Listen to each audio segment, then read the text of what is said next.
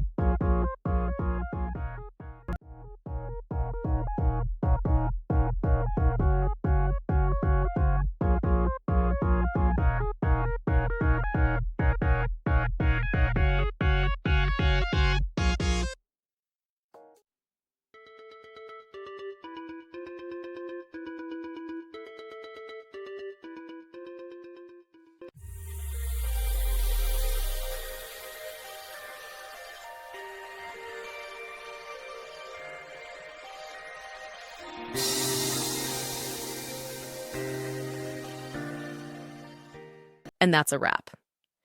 I hope you found the answer you were looking for.